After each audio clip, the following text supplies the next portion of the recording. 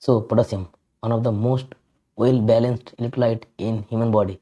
Why I am telling that any change in potassium value, whether it is hypo or hyper, ultimately end up with arrhythmia. So hi everyone, I am Bikash Hati. I am a medical student of AIIMS BHOPAL and welcome to my new video.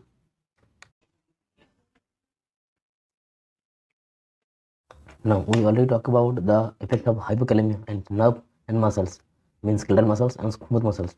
Now in this video we're going to talk about the effect of hypokalemia on cardiac muscle.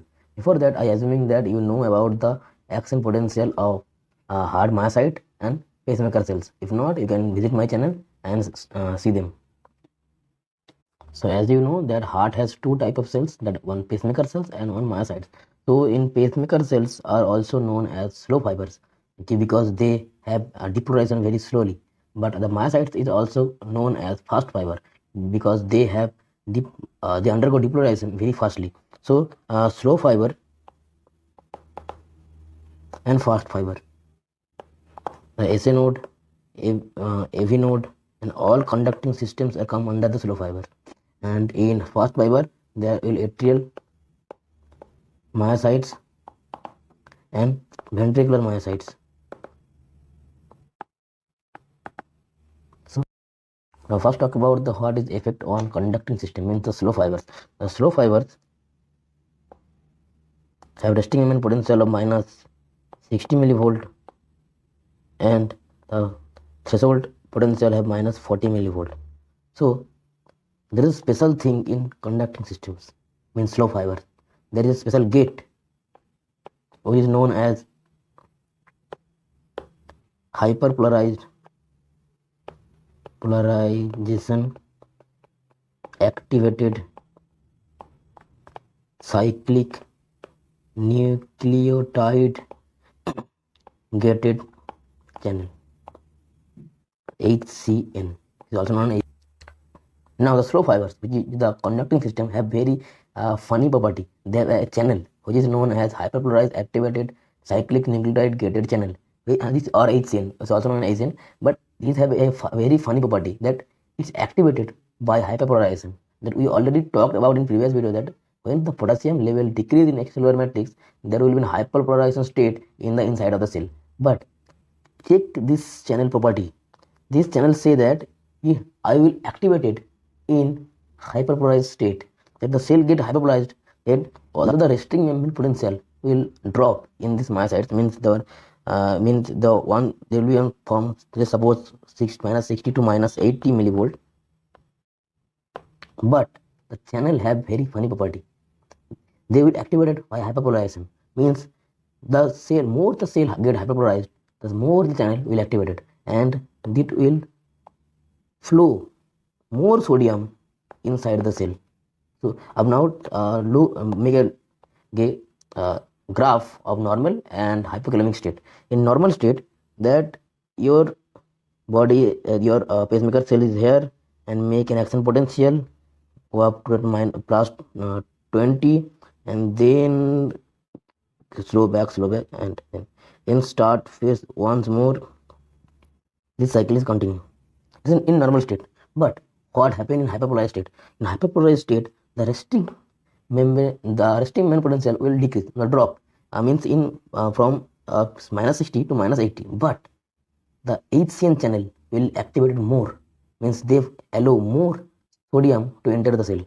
Now, from beginning here, so that if the HCN channel activated more, so what will be happen with the graph? The slope of the graph will increase. So the slope of the graph increase, and from this there will be a potential. So there will be again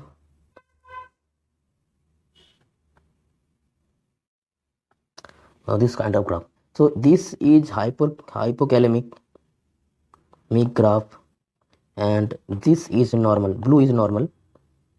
So now think that what is happening to this graph, that although the resting membrane potential dropped, but the excitability of the conducting system, which is slow fibers, will increase, means the heart rate will increase, right? So hypokalemia will excite the cardiac conducting system or pacemaker cells, means they will increase the heart rate. Now we talk about the what is the effect of hypokalemia on slow fibers, means SA node, AV node, and all conducting fibers. Now we will talk about that what is effect on hypokalemia on fast fiber, means atrial myocytes and ventricular myocytes. That we have the graph of atrial myocyte and the cardiac myocytes. That the resting male potential will minus 90 millivolt. Now there is a myocyte cell here. This myocyte cell have a channel that you are familiar with, that is sodium potassium pump. This sodium potassium pump will eject out 3 sodium and eject in 2 potassium with the help of ATP. Now as the potassium level decrease in extracellular matrix, this channel will get hampered. This channel will get a defect functioning and stop their function. Now the myocyte will think that now what is happening here, that the sodium will accumulate inside the cell because the sodium is cannot eject out by this. Now the myocyte will try to eject out sodium anyway. Now he will take help the another channel which is known as sodium calcium exchanger. Now sodium calcium exchanger, what is he do, that he eject out 3 sodium instead of 1 calcium eject in. So as this channel will in work, that the sodium will decrease from the intercellular matrix is true, but that the calcium concentration is increasing inside the cell. Then as the calcium concentration increase inside the cell, there will be two possibility.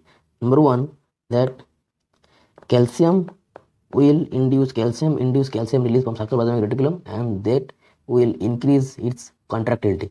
And the second is calcium accumulated inside the cell, means the positive charge accumulating inside the cell, means the cell will get more depolarized and the resting membrane potential will go up and get less negative.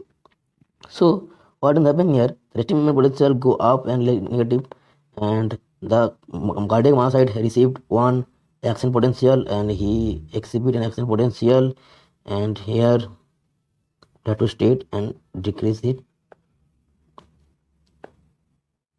Now what happening with this calcium accumulation, that as the calcium accumulate in the resting membrane potential go toward the more positive, now that the atrial and the ventricular muscle can generate their own pacemaker potential, which is known as the ectopic pacemaker potential. We know that any pacemaker potential outside the SA node is known as ectopic pacemaker potential. Now what is happening to it here, that now the ventricular muscles will generate its own pacemaker potential. Now somewhat here, somewhat here, somewhat here. This kind of pacemaker potentials is also known as early after depolarization, EAD. Why? Because that the repolarization not occur completely. After depolarization, the myocytes generate its own pacemaker potential. Now this kind of ectopic pacemaker potential will generate kind of arrhythmia, means that this kind of ectopic pacemaker potential will generate a kind of arrhythmia. This kind of arrhythmia is also known as Torsade